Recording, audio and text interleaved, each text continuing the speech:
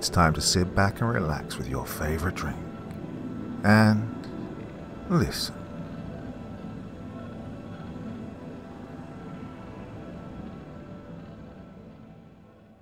So before we get going this evening, I should mention that this is episode 3 of a series. Now, it's not essential that you listen to episodes 1 and 2 before this, but it might help things make a lot more sense. So I've put a link in the video description below for those of you who haven't watched the first part and want to do so before following this one. Okay? I'm a paranormal investigator for the US government. My agency is getting annoyed. Episode 3, The Sunless Sea. Oh, by now you should know that there are some things in life that I can't stand. I use the word hate very liberally. In most cases, though, it's justified. I can't begin to describe to you how much I do not like the sea. There isn't a word in any language for it. It isn't like the land, which gives you a fighting chance, or the incorporeal world that allows you to at least descend almost instantly into madness, or even hell itself, where you know for sure you're totally fucked. Even with all the demented creatures that haunt its depths, the sea is perfectly impartial. It cares not for who or what you are. Whenever you step out into the territory of the sea, know this: the sea is your mistress, whether you be a seasoned captain or a curious mind trying a voyage for the first time. Agent Echo, 1643 EST, Atlantic Ocean. Well, publicly, there's only one operational, permanent underwater research facility on the planet, Aquarius Reef Base, and obviously I'm not going there. But privately, there are a dozen or so of these facilities. Most are owned by the United States. As the world superpower, we like to throw money we don't have at things we may not necessarily need. Some of our best findings about the ocean have come from these facilities, and some of our worst nightmares as well. Well, this wouldn't be much of a story if I were dealing with the former, right? Sometimes my job really sucks. Give me haunted houses, forests, demons, what have you. Well, I'm a land-based girl through and through. Oh, the PSV, the platform supply vessel I was on, bucked and heaved in the swells of the Atlantic. The sun was still out, but the sky was a dingy grey, completely overcast, making the normally bluish ocean water a dark, opaque colour. Whitecaps broke against the side of the ship, sending sea spray over the railing and onto the deck, making everything slippery, even with the anti-skid paint coating it had on it. Well, to say I don't have my sea legs is an understatement. I suck at sea. I clung to the railing on the starboard side, leaning my head over and waiting for the next dry heave. I'd already chucked out my guts earlier in the trip, and had already maxed out the allowable doses of Dramamine. I damn sure looked terrible. The crew's earlier laughter at my seasickness had faded to one of concern now, with a random crewman wandering up to give me a bottle of water to replenish my fluids. They probably had it on a duty cycle at this point. Hey, whose turn is it to give Echo water? I managed to get my nausea under control for the time being, and flipped myself around to lean against the railing, eyes lifting so I could survey the ship itself. The PSV Lennox looked like a civilian vessel for the most part. Close to 100 meters in length, the hull was a solid black, with the accommodation, pretty much the living space of the ship, painted a contrasting white. The accommodation sat mostly on the foredeck of the ship, close to the front, making a small forecastle while maximizing room on the foredeck and poop deck for supplies and room for research. Underneath the skin, the PSV was certainly not civilian. What, you thought the US Navy only had big grey ships emblazoned with their logo? Come on. Even the Navy has some secret squirrel stuff. The Lennox was better equipped than many destroyers as far as tech went. That was the whole deal of this operation. DARPA isn't the only defense research component of the United States, and I wasn't the only agency represented. The shipwide intercom sounded out over the waves. All agency personnel report to the briefing room. The message repeated, and I peeled myself off the railing to stagger inside. The briefing room was a decent size, with a projector screen on the back wall that took up much of the surface. The projector itself, hanging from the ceiling, hummed softly as it awaited use. A large desk in the shape of a steel oval with the ends cut off sat central with multiple plush swivel chairs surrounding it. I wasn't the first to enter, but nor was I the last. Like everyone else, my ID card sat in a holder attached to a lanyard around my neck, one that the boss had made up for me last minute since my agency didn't use a common access card like the rest of the DoD. I sat in the middle on the right side, taking up little space and flanked by members of other agencies. The room was filled with muted conversation, people who knew each other, obviously. I stayed silent. All in all, I saw suits mostly, with two men in OCP uniforms standing against the back wall, uniform sanitized. It's easy to pick out Tier 1 guys in uniform. They hate wearing them for the most part. A man stood up at the front, wearing a US Navy uniform, but also without insignia or name. He was tall, with short cropped salt and pepper hair and a weathered but still handsome face. Green eyes peeked out from a constantly darkened brow, the kind that didn't exactly care for bullshit. I liked him already. "Take your seats, ladies and gentlemen." His gravel-infused voice brought the room to a quiet standstill. "My name is Captain Jensen. Let's get this started." The lights dimmed, allowing the projector to show up against the screen. "We'll be arriving on station in approximately 1 hour. Backstory, as much as I can tell you, is that one of our subsurface Atlantic research stations has started sending strange messages through encrypted channels.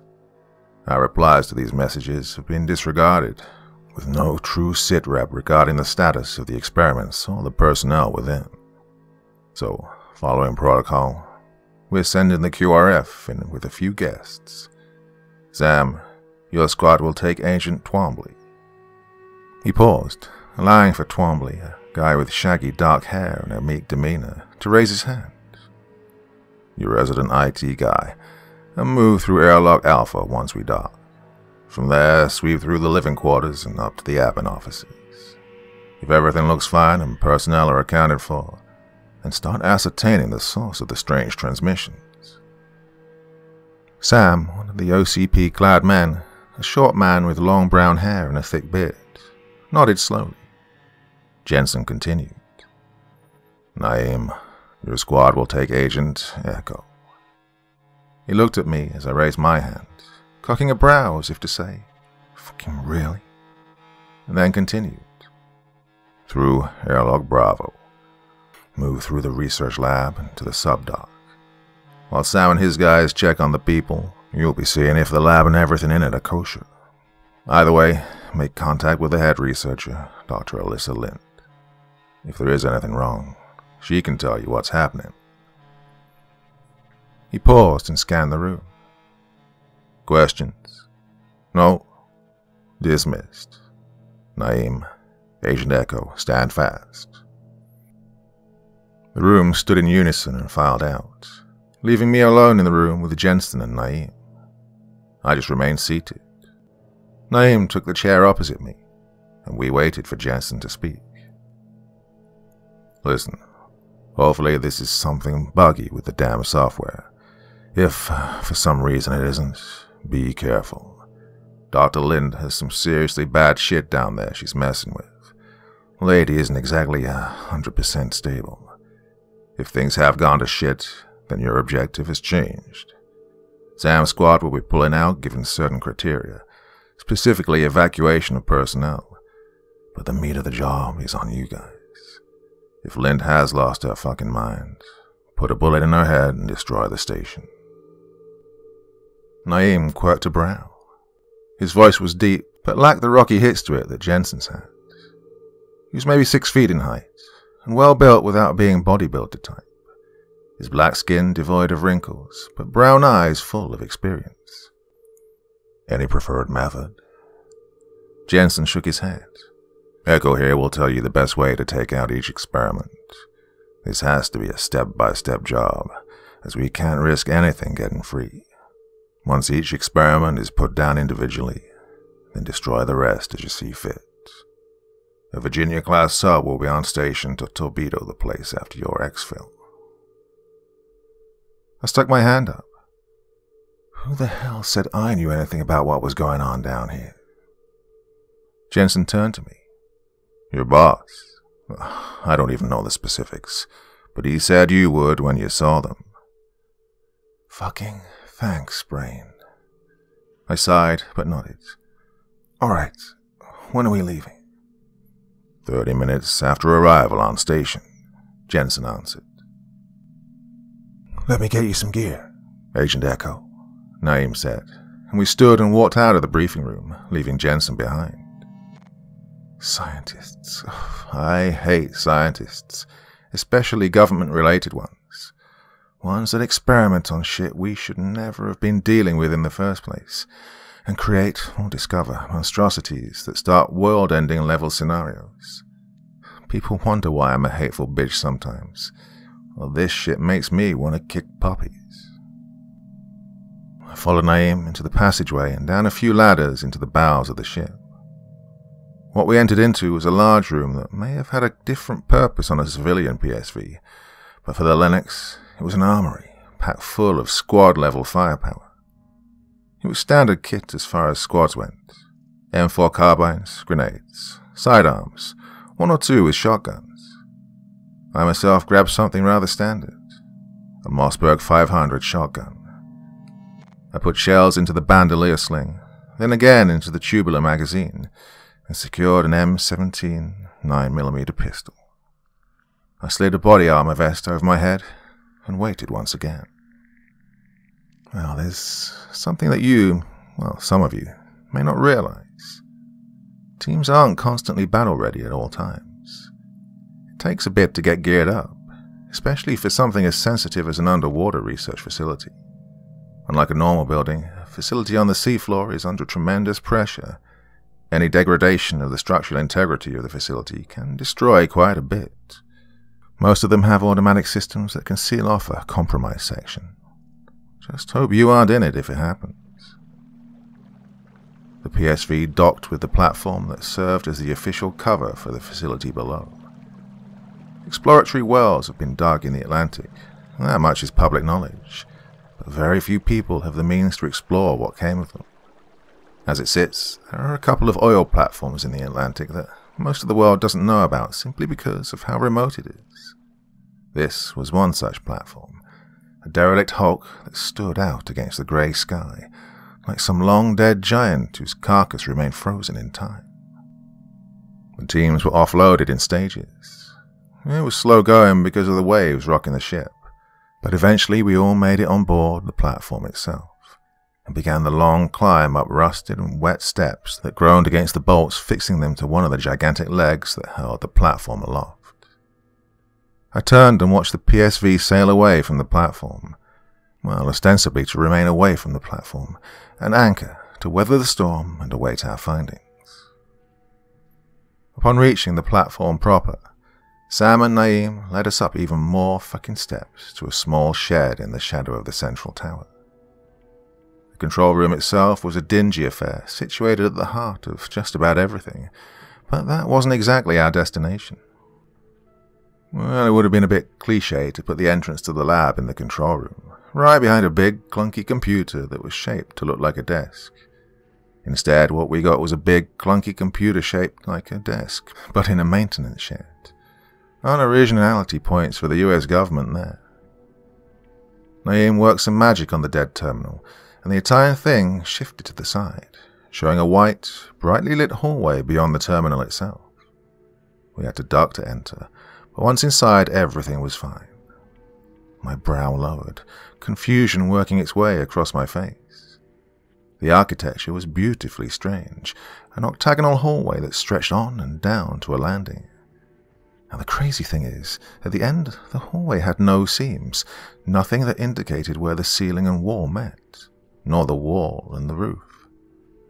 It was as if the entire hall was one large section made of a material that deadened sound. Boots made a racket on hard floors, and we were making none of it. The landing was similar, like the hallway opened up into an octagonal room maybe 10 meters square. Light flowed into the room, but from where I couldn't tell. No fixtures, bulbs, or even the distinct humming of fluorescent lights. Wall sockets and switches were absent, as were vents of any kind. Against the white wall were red letters that said, Airlock A. I ran my hand along the letters curiously. Again, no seams. Sam, the Squad A leader from earlier, procured a pamphlet from a pocket that sat over his deltoid. He read it, then placed his free hand over the A on the wall, and moved over in small, steady increments. After moving about 6 feet away from the door, a square flashed underneath his hand, a soft green light that pulsed between exact periods of bright and dim. After a few seconds, a tall doorway seam appeared to his left, and, without a sound, the door slid to the side and disappeared. Airlock A was open. With me. See y'all on the flip. His heavy southern accent broke the silence, but seemed deadened somehow. His point man had moved forward, followed by the rest of them. Once they were all through, the door closed, and the wall became seamless once again. That was fucking weird. One of the operators spoke up. Naeem, what the hell is this place? Another said. Naeem shook his head. Something above my pay grade, boys and girls. Airlock Bravo is down this hall. He motioned to the side. Another octagonal hallway descended deeper into the structure, with another landing smaller than the current one. We moved forward and down at a steady but somewhat leisurely walking pace. The difference between this and a movie? Well, in a movie they'd be checking corners, bounding forward from cover to cover, weapons raised and ready to go. But here, there wasn't any cover. No real corners to check, save the small landing that turned to show another descending octagonal hallway.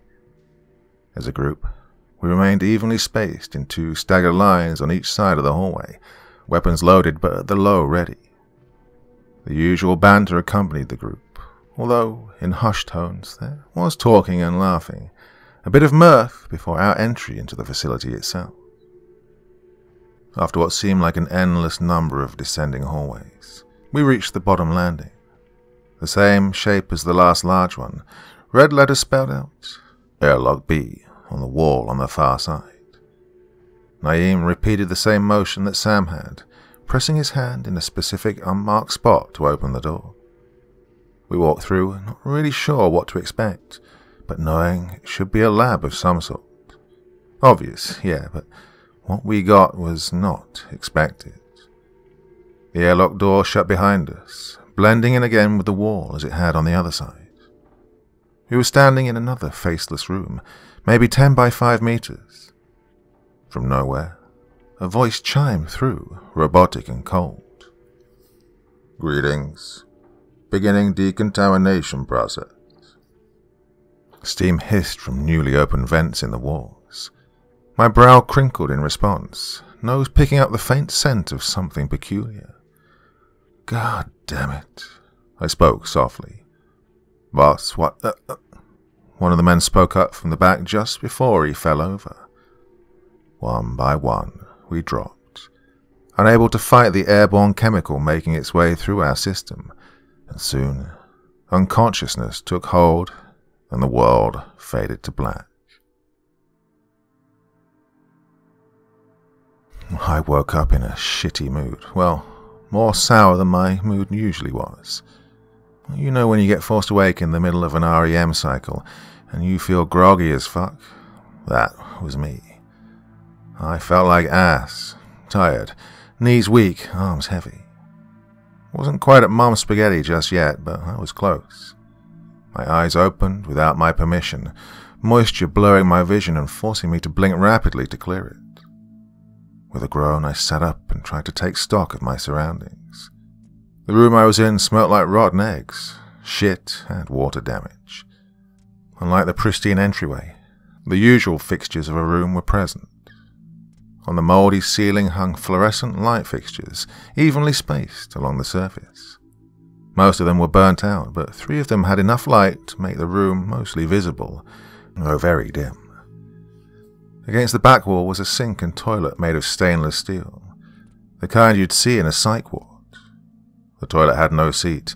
The sink had just enough protrusion to turn the water on, with no sharp corners anywhere. A dilapidated metal desk sat on the left wall, with some mouldy files and binders atop it. Opposite this was a steel cabinet that was shut tight. The rest of the room was filled with beds, all bolted to the floor and in varying states of disrepair.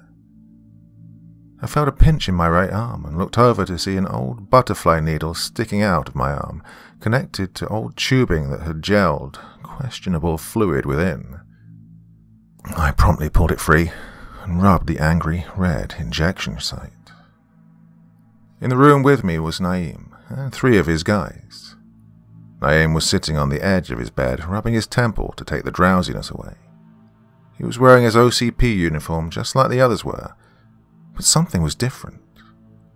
I looked down at myself, noticing that my armor vest and weapons were gone, as were my cell phone, badge, and anything else. Same went for Naeem and his guys. "Oh, figures the worst would happen," he groaned, forcing himself to his feet. I did the same, holding the metal headboard to steady myself. 2 of the others in Naeem's squad began to stir as I walked over to what looked like a dingy screen sitting a foot away from a large steel door. The screen had a few cracks on the inside, pretty much unusable for the most part. I pulled at the door and it came free with a loud, ear-splitting shriek. The place was silent. Dead. I pushed the door open as far as I could, until it made a thunk against the wall to the side. I stood there in shock, staring down at the floor. The room we'd come from was one of several like it. The chamber we were staring at was absolutely gargantuan, a circular mass with a single column in the middle and doors on every level. From our location to the opposite wall was an easy 100 meters, maybe more, and stretched vertically at least that high. Attached to the column was a large arm which had a grasping mechanism attached, not unlike the ones used to grab shipping containers. Along the floor, which was about 6 feet below us, were bodies, hundreds of them in varying states of decay and a level of completeness.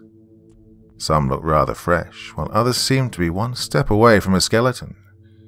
Others were missing arms or legs, while even more still had legs and arms where they should not have been. I fought the urge to throw up. The smell was absolutely freaking rancid, and the sight that went along with it didn't help any. By Allah, what is going on here? Naeem appeared by my shoulder, his other 2 men standing behind him, disheveled, weary, and, honestly, fucking terrified. Dr. Lint, I should have known she would have fallen off the deep end, I said, almost in a daze. Wait, you know who's doing this? The squad mate from behind, Rafal, spoke out. Dugar, his buddy, remained silent. Naeem fixed me with a look. One of those, I'm not pissed yet, but I'd be willing to slap you for info kind of looks. I let out a small breath. Lint used to be the director of my agency. Been there for years, until one day she resigned to take another position. It was going to happen anyways, given that her direction for us was to try and navigate through the fabric of our reality and enter into another to find out where the fuck a lot of the cryptids were coming from. Fight them on their own turf. What's so bad about that? Rafal piped up. Goddamn everything is bad about that. We only live and survive these encounters because eldritch beings use most of their power to make themselves known in the reality we live in. Even then, they fuck with our minds, our bodies, and they destroy our souls and emotions. And you think it's smart to hop out from behind the barrier and to try and fight them mano a mano? Lady, I don't even know what an eldritch is. Mind explaining that one too? He responded. I let out an exasperated breath and began to climb down from the room itself, using points along the wall as a footing. Things you don't want to see, kid. Well, I'm leaving this shithole. You do what you want. Naeem started after me. Hold on, Echo. We have a mission to finish here. Secure the lab, neutralize the dock if necessary. That still hasn't changed, and I'm not about to just let you walk out of here because you got scared. I dropped to the ground, and he dropped right after me, with Raphael and Dugar following along shortly after. I stepped up to him and got right into his face. Well, given our height difference, it was probably more comical than it looked. As far as I'm concerned, this mission is fucked, Naeem. Remember the schematics of the lab? You think a room this fucking big can fit into an undersea lab? Lint is a fucking Looney Tune, which would be fine if she wasn't also a goddamn genius. If we make it out of here alive, sue me or something, I don't really care. The only good thing we have to go on is that it seems like she lost control of part of the facility.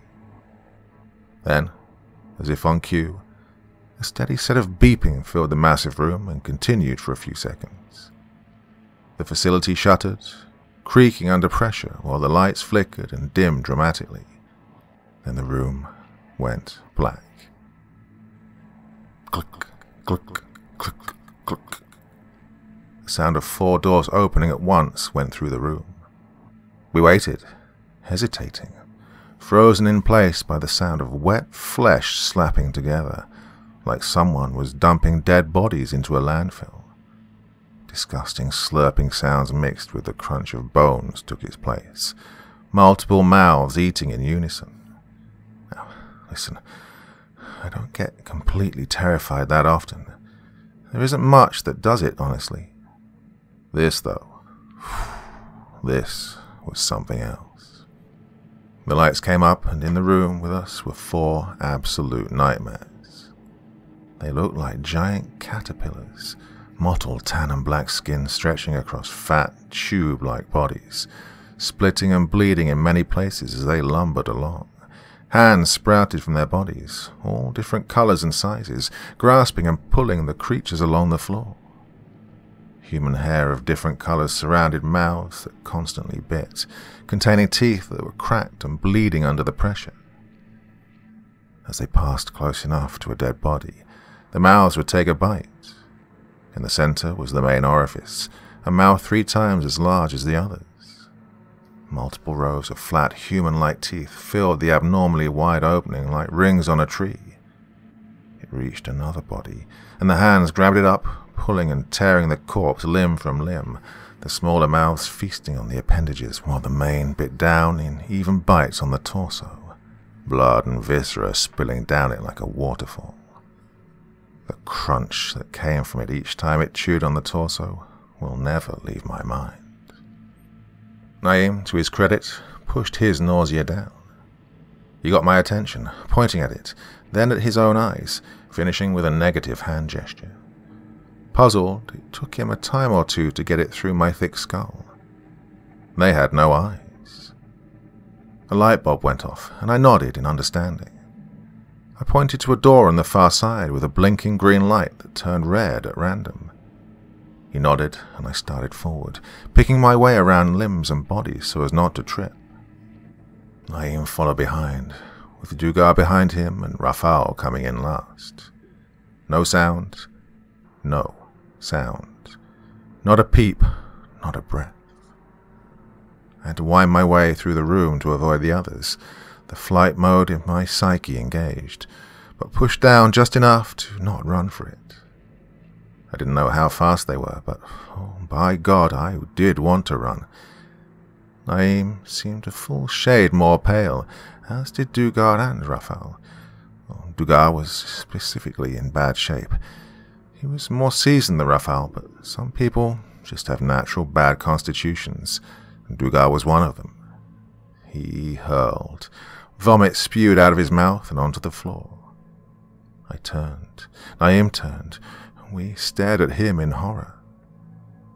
There was a creature near to us on the right, and one on the left, and they both reacted instantly.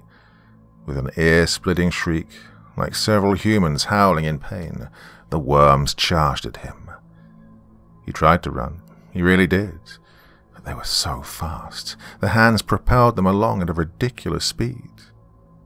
The 2 creatures smashed together with a horrible amount of force, catching Dugar between them and crushing him like a grape. Oh, the force was so much that they spray-covered me, Naeem and Raphael. standing there, blood-soaked, mouth agape. I couldn't do anything. The two creatures separated with Dugar's body in between. Their hands pulled him apart, their mouths feasted, and the creatures began sharing the torso like some sick, twisted Lady in the Tramp remake. I turned and continued my slow walk while they ate him. After some time, we made it to the base of the steps, then turned to look for Rafal. He gingerly made his way up after another minute, and we traversed the steps with excruciating slowness. We paused, looking back. The creatures had continued their cleanup of the dead bodies. I opened the door, and it groaned to the side. We darted in and shut it in time to hear the sound of 1,000 hands against the other side. Now I allowed myself to throw up my guts. Naeem and Rafal did the same, like our bodies were nice enough to let us get out of danger before spilling it all. I leaned against the wall and slid down to rest, tension leaving my body and rendering me pretty damn tired. Rafal walked a few feet down the hall to the T-junction. Lab down the intersecting hallway, elevator to the living quarters down the other side. We heard a few buzzes, a couple of attempts at the door handle.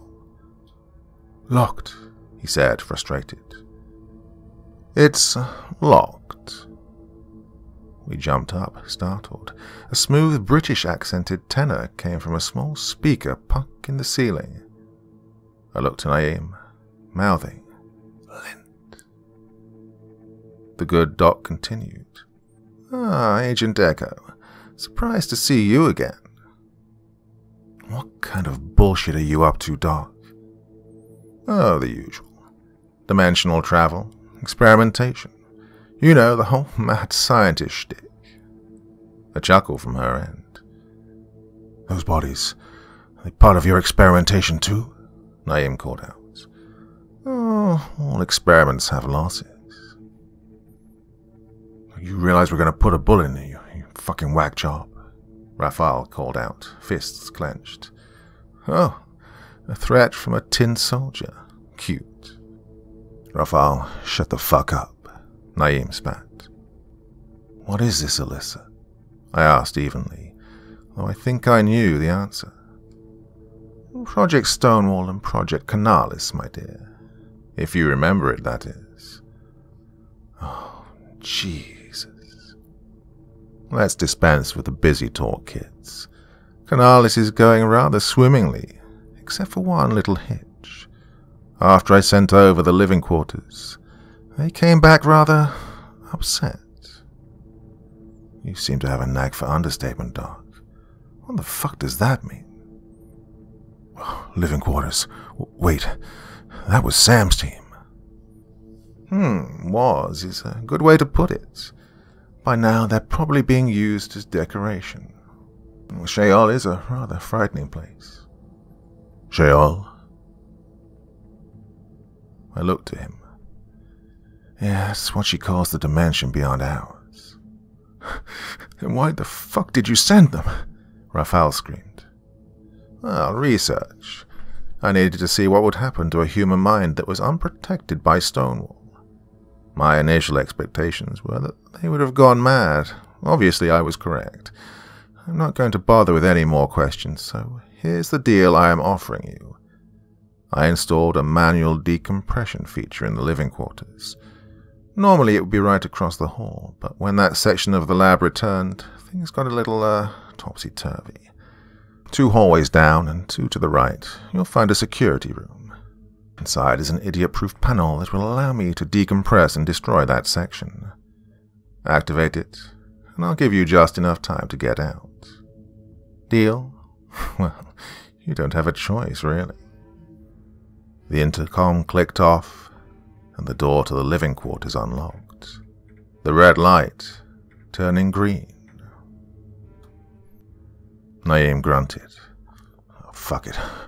I'd rather die of decompression than by one of those worm things." He walked over to the door and pulled the handle to the side. The door opened without a sound. An acrid stench of death hit us like a ton of bricks, bringing up a new wave of nausea. We pulled our shirts up over our noses and walked inside silently. The lights were on, but the halls were the same, dingy, rusted and run down. The contrast between the entrance hallway and the stuff inside was so strange. We'd passed through the hall and paused before a window. The scientists within were seated at lab tables, eating as if nothing had happened. Lab coats dirty, clothes ripped and bloody, but they were just eating. We moved on quietly, 2 hallways down, turning right, then moving 2 more hallways down. The security office looked out of place, like someone had done a makeshift install job on the entire section. We stepped inside and closed the door, and immediately threw up once again. Sam and his team were there, were everywhere in fact. Stripped, field-dressed and sectioned, they hung from makeshift hooks on the ceiling. Rafal finally lost it. He went over to the pile of rifles in the corner and began checking each one. Empty. Empty. Oh, fucking empty. God damn it, empty. The rifles sat there without magazines or ammo. However, in the clothes and body armor were knives at least. We went over and procured what we could. Canteens of water, which we quickly chugged, and a knife apiece, except for Rafal. Carrying 2, his maddened eyes then turned to us. Decompress that shit. I'll distract them. He ran out the door without another word, though Naeem yelled after him. I walked over to the panel and activated it, then pulled a large, heavy switch downward to complete the process. Screaming and yelling could be heard outside, stabbing noises, struggles. Rafal was trying. The intercom beeped again. What? Did you think there'd be sirens and flashing lights? Get going. You have 60 seconds. Lynn checked off the intercom. We ran, sprinted, lungs burning. At the intersection was a mass of people, focused on a falling Rafal. The poor kid had bite marks all over him, scratches, blood running down his body. He was wild and fueled by a maddening need for vengeance. We turned left and bolted. "Hey, help me, please!" Rafal screamed as they dragged him down. With tears in my eyes, I kept running. Naeem gritted his teeth and we pushed through the door, only to slam it shut as soon as we could. A few moments later, a deep bellow shook the facility as the living quarters imploded. Lights dimmed and we were knocked off of our feet. Rafal or the crazed scientists wouldn't be feeling anything anymore. The door to the lab opened. White, clean, sterile, just the way Alyssa liked it. Gone were the dingy hallways, the creaking sounds, the bloody smears on the walls, and the dead smells.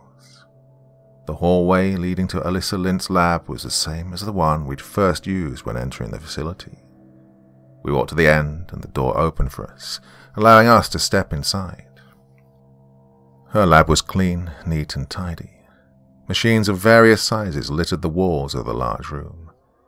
A device with a platform stood along the back wall, almost like a gateway. The whir of machinery was almost smoothing. "Ugh, what the fuck?" Naeem slapped his neck, looked, staggered to the side a bit, and then fell to the ground unconscious. On the other side of him was the lady of the hour. She looked no older than the last time I'd seen her, which was about 6 years ago. The knife in my hand dropped when I saw her pointing a pistol at me. In her other hand was a needle that she'd used to knock Naeem out. The doc was a slight woman, maybe a hair taller than me. She was one of those scientist types that would not eat for days just so they wouldn't interrupt their own work. Certainly not in the greatest shape, but then again, she looked pretty good for a mid-50s woman. Small, button nose sat between and below a sharp set of brown eyes that were so dark one couldn't be faulted for thinking they were black.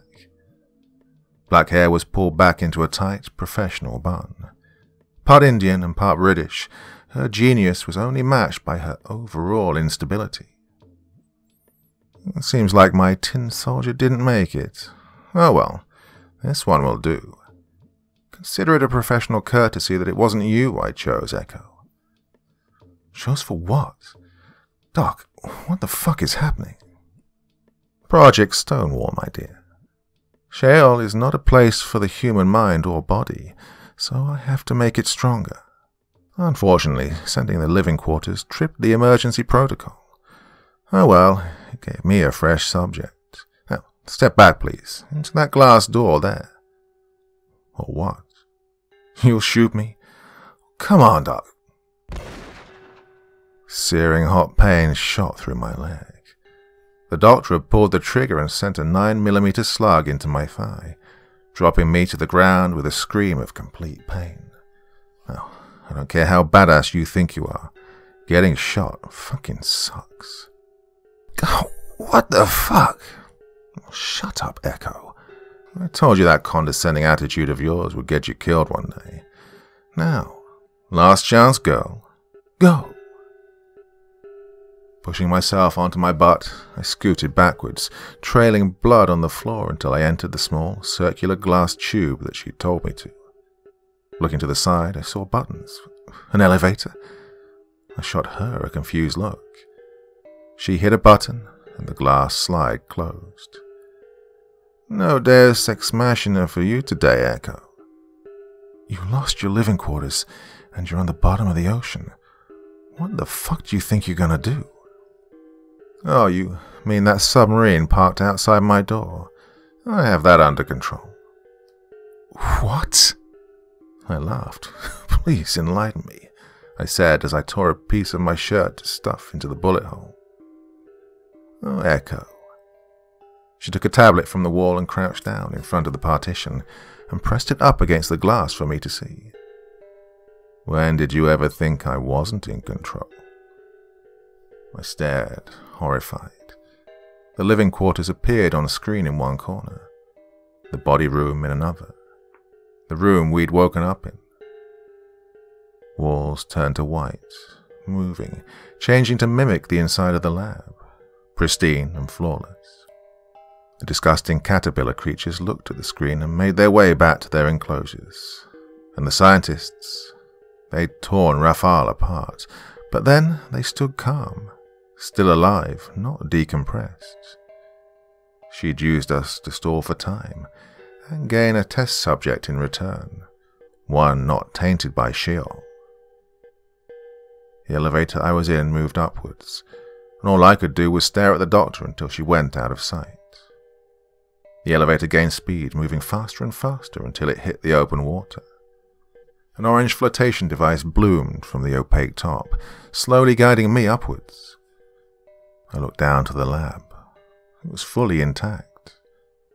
A light bloomed in the middle and grew bigger and bigger until it swallowed the lab and half of the submarine that was ready to evac and fire on it. After the light receded, the lab was gone, along with half of the submarine.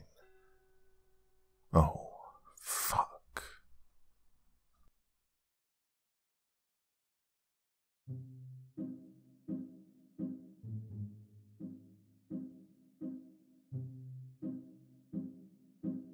So I really like the way this series is going. Very intriguing. Kind of like the lead character as well. She's very feisty and doesn't put up with any crap, and I think that's pretty cool. Yep, so what do you think of this one? Want me to keep going? There are no more episodes up on the vault at the moment. The subreddit I set up so you can share your stories with me, but I'm sure more are to come. Really enjoying this one, and I hope you are too. Thoughts, feelings, desires? Anything else in the comment section below the video? As ever, I'll do my best to reply. The weekend is upon us. Still can't get out there to do very much, but hope you have a good one nonetheless. Be back on Sunday, probably. Yeah, why not? Okay, back on Sunday with something. Okay, until the next time, very, very sweet dreams. Bye-bye.